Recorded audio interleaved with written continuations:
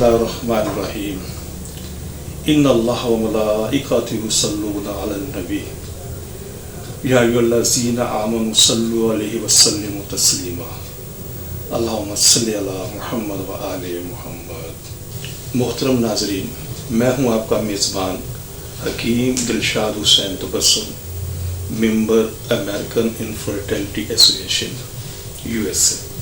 मोहतरम नाज़रीन, हस्ब साबिक आज भी हमारे पास ढेरों मुफीद मालूमात मौजूद हैं जो बेऔलाद मरीज़ों के लिए यकीनन एक उम्मीद का पैगाम होंगे।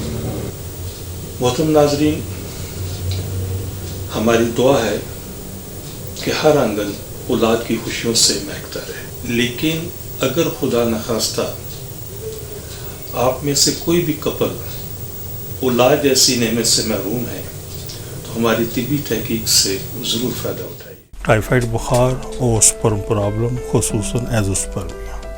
सबसे पहले तो मोहतरम नाज़रीन, मैं बेहद मशकूर हूँ जिन्होंने अपने मर्ज़ को समझने के लिए हमारे प्रोग्राम्स का इंतखाब किया। जैसा कि आपको मालूम है कि हमारा मौजू स्पर्म प्रॉब्लम और बिलखुसूस एज़ोस्पर्मिया है। इससे पहले हमने जिन अमराज का जिक्र किया वो भी इंतहाई अहमियत के हामिल थे। अब जिन मौज़ूआत का इंतखाब किया जा रहा है ये भी अपनी जगह बहुत ही अहमियत के हामिल हैं। स्पर्म प्रॉब्लम और एज़ोस्पर्मिया का बाइस बनने वाले उन अमराज के साथ साथ अब हम उन बीमारियों का भी जिक्र शुरू कर रहे हैं जिसका इल्म एक आम इंसान तक पहुंचाना बहुत ज़रूरी है। यानी स्पर्म प्रॉब्लम और एज़ोस्पर्मिया का बाइस बनने वाली बीमारियां कौन कौन सी हैं। स्पर्म प्रॉब्लम और एज़ोस्पर्मिया के तमाम मरीज़ों को एक बात हमेशा ज़हन नशीन रखनी चाहिए कि अगर पूरी ज़िंदगी में कमी बेशी के साथ किसी भी वजह से किसी भी बुखार में मुब्तला रहे हैं, छोटे मोटे नज़ले ज़ुकाम बुखार अमूमन हो जाते हैं ज़िंदगी में, लेकिन कोई ऐसा बुखार जिसके अंदर 10-12 दिन या 15 दिन इंसान मुब्तला रहता है तो उस वजह से भी स्पर्म प्रॉब्लम और एज़ोस्पर्मिया हो सकता है। नंबर 2, ज़िंदगी में खुदा न खासा कभी भी एक्सीडेंट हो जाए या किसी चोट लग जाने की वजह से एक ख़ास मुद्दत तक तवील अरसे तक अद्वियात का इस्तेमाल भी स्पर्म प्रॉब्लम और एज़ोस्पर्मिया का बाइस बनता है। नंबर 3, जिंदगी में कभी भी सर के किसी हिस्से पर चोट लगना, कमर पर चोट लगना, बिलखुसूस खुशियों पर चोट लग जाना, ये भी स्पर्म प्रॉब्लम और एज़ोस्पर्मिया का बाइस बनता है। नंबर 4, मनशियात का इस्तेमाल और बिलखुसूस शराब या अल्कोहल का इस्तेमाल भी स्पर्म प्रॉब्लम और एज़ोस्पर्मिया का बाइस बन जाता है। इन सारी गुफ्तगू करने का मकसद ये है कि अगर किसी को ज़िंदगी में कभी भी शदीद बुखार हो, चोट लग गई है या किसी वजह से ज़्यादा अर्सा तक मेडिसिन इस्तेमाल करने का इत्तफाक हुआ है तो उसको चाहिए कि वो अपना फौरी तौर पर सीमन एनालिसिस करवाए ताकि मर्ज़ की तशख़ीस बर वक्त हो सके। यहाँ पर एक बात का जिक्र करना मैं इंतहाई ज़रूरी समझता हूँ कि पाकिस्तान में अक्सर औक़ात तिब्बी कॉन्फ्रेंस या तिब्बी सेमिनार मुनक्कद होते हैं बेऔलादी के हवाले से। बड़ी आजी के साथ अर्ज़ करता हूँ तो सेमिनार के और तिब्बी कॉन्फ्रेंस के जो ऑर्गेनाइज़र हैं अमूमन हमें उसमें शिरकत की दावत देते हैं तो वहाँ पर जो मुझे मौजू दिया जाता है वो यही दिया जाता है कि ही साहब आप बताइए, आप भी 38 साल से ज़्यादा अरसे से इन अमराज का कामयाबी से इलाज कर रहे हैं, तो आप हमें बताइए कि साहब अपने तजुर्बात की रोशनी में हमें बताएँ कि स्पर्म प्रॉब्लम और एज़ोस्पर्मिया जैसे मूजी अमराज के ऊपर कैसे काबू पाया जा सकता है। तो उन प्रोग्राम्स के अंदर, उन सेमिनार के अंदर, उन तिब्बी कॉन्फ्रेंस के अंदर मैं हमेशा उन्हें एक बात करता हूँ कि जहाँ तक इन अमराज के ऊपर काबू पाने की तजवीज़ आप मुझसे मांग रहे हैं, लेकिन सबसे पहले हमें ये चीज़ समझनी होगी कि मर्ज़ ये पैदा होते ही क्यों हैं। अगर हम इन चीज़ों को अच्छे तरीके से अंडरस्टैंड कर लें, समझ लें, हम उम्मीद रखते हैं कि इंशाअल्लाह हम इन अमराज के ऊपर आसानी काबू पा सकते हैं। उसके अंदर, उन सेमिनार्स के अंदर जो मैं बात करता हूँ वो आपके गोशदार भी करना चाहता हूँ, वो ये है अगर किसी भी शख्स को अपनी गुज़िश्ता ज़िंदगी के किसी भी हिस्से में अगर टाइफाइड बुखार हुआ है, डेंगू हुआ है, मलेरिया हुआ है, मिर्गी हुई है, कान पेड़े हुए हैं, नमूनिया हुआ है, चेचक हुआ है, ٹی بی ہے، دمہ ہے، ہرنیے کے آپریشن کا انفیکشن ہے، کسی بھی حوالے سے پرانی کوئی الرجی خارش رہی ہے، یرقان کا پرابلم رہا ہے، سوزاک کا پرابلم رہا ہے، آتشی کا پرابلم رہا ہے، جزام کا پرابلم رہا ہے، یا کسی ایکسیڈنٹ کی وجہ سے دماغ کی کسی حصے پر چوٹ لگی ہے، کمر بیک بون کے حصے پر کوئی چوٹ لگی ہے، اور خصوصی طور پر اگر خصیوں پر چوٹ لگی ہے یا خصیوں پر بول لگی ہے، اور بھی بہت ساری چیزیں، یہ ایک کامن میں نے بات کر دی ہے۔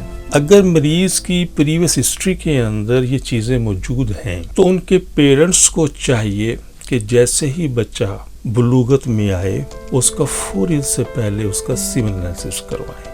ایسے وہ تمام لوگ جن کے پیرنٹس کو اویئرنیس نہیں ہے، یا وہ پڑھے لکھے نہیں ہیں، یا خدا نخواستہ وہ دنیا میں موجود نہیں ہیں، تو ان کو چاہیے کہ میرے پروگرامز کو سن کر اگر ان کو زندگی میں یہ پرابلمز آئی ہیں، میں انشاءاللہ آگے چل کر ایک ایک مرض کے اوپر ڈیٹیل میں بات کروں گا، تو اگر زندگی میں کبھی بھی اس قسم کے حادثات یا ان بیماریوں سے انہیں سامنا کرنا پڑا ہے تو کوشش کریں کہ جیسی وہ بلوغت میں آئے اپنا سیمن کا ٹیسٹ کروائیں۔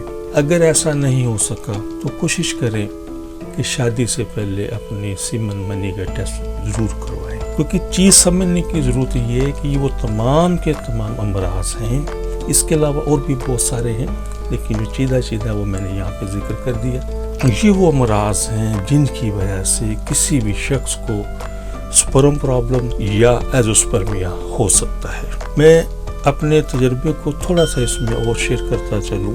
عموماً دیکھا گیا ہے، جو اب تک کہ میری بھی 38 سالہ پریکٹس کے اندر میں نے دیکھا ہے کہ 99.99 ایسے لوگ ہیں جنہوں نے سیمن یا منی کا ٹیسٹ ہی شادی کے بعد کروایا ہے۔ یہی وجہ ہے کہ ان کے پاس یہ معلومات نہیں تھیں۔ اگر یقیناً ان کے پاس یہ معلومات ہوتی تو یقیناً وہ شادی سے پہلے یہ ٹیسٹ ضرور کرواتے۔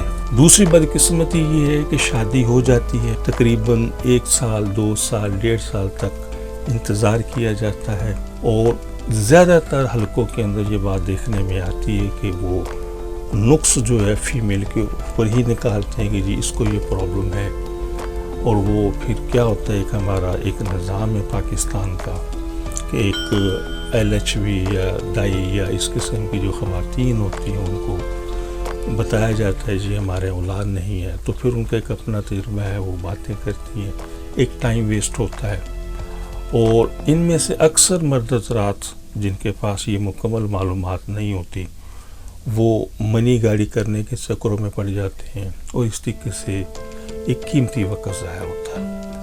عموماً میرے پاس جب مریض آتے ہیں تو تقریباً ایک کافی ٹائم گزارنے کے بعد یہ تمام تجربات کرنے کے بعد وہ میرے پاس آتے ہیں، لیکن شکر الحمدللہ اللہ پاک کے فضل و کرم سے ہمارے کامیاب علاج کی بدولت وہ صاحب اولاد ہوتے ہیں۔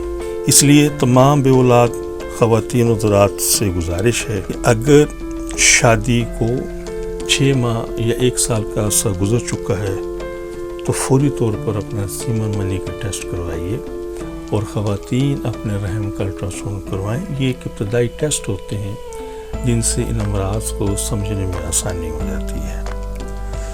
تو پھر ایک مرتبہ یہاں پر ایک ذکر کرتا چلوں، وہ یہ ہے، پھر اپنے موضوع کی طرف چلتے ہیں، کہ اگر کوئی ایسا مریض جس کو زندگی میں کبھی بھی کوئی شدید بخار ہوا ہے، یا زندگی میں کبھی بھی کسی وجہ سے ایک لانگ ٹائم میڈیسن کھانے کا اتفاق ہوا ہے، یا زندگی میں کبھی کوئی شدید ایکسیڈنٹ ہوا ہے، یا وہ مریض کسی نہ کسی دور کے اندر منشیات کا عادی یا الکوہل کا عادی رہا ہے، تو کوشش کریں فوراً سے پہلے اپنا سیمن ٹیسٹ کروائیں، تاکہ ان امراض کو سمجھنے بھی آسانی ہو اور ان امراض کا ہم بر وقت علاج بھی کر سکیں۔ یہی وہ باتیں ہیں جو میں اکثر بیشتر ان سیمینارز میں جا کر کرتا ہوں، کہ آپ جب ان امراض کو سمجھ لیں کہ یہ پیدا ہونے کی پیچھے وجوہات کیا ہیں، تو آپ ان امراض کو پر قابو بہت آسانی سے پا سکتے ہیں۔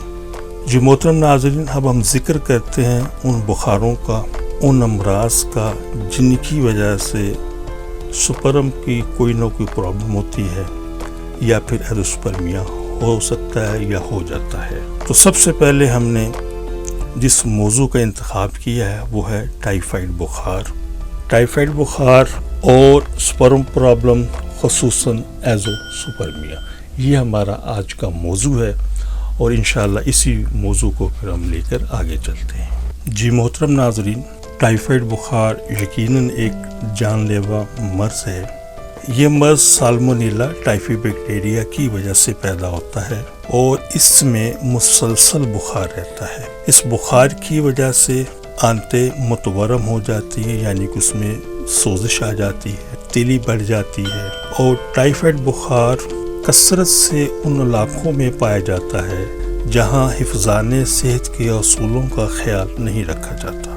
टाइफाइड बुखार पैदा करने वाले बैक्टीरिया पानी या ग़िज़ा के साथ आंतों में पहुंचते हैं, फिर खून में शामिल होकर तौफ़न पैदा करते हैं। मेडिकल में इस तौफ़न को इंडोटॉक्सिन कहते हैं, यानी जहरीले मवाद का खून में शामिल होना। फिर बुखार पैदा होता है।